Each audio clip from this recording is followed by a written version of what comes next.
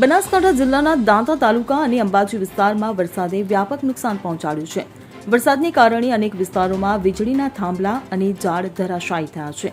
Gabbar road પર આપેશ્વર મહાદેવ મંદિર પાસે અને પાંછા નજીક એક હોટેલ આગળ વીજળીના થાંભલા તૂટી પડ્યા છે.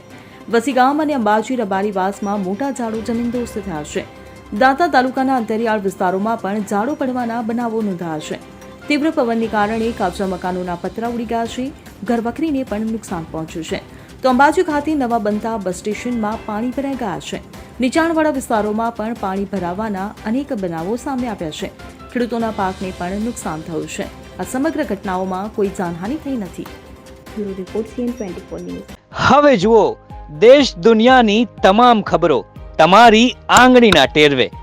ઉઠાવો મોબાઈલ અને Google Play Store પરથી ડાઉનલોડ કરો અમારી CN24 ન્યૂઝ મોબાઈલ એપ.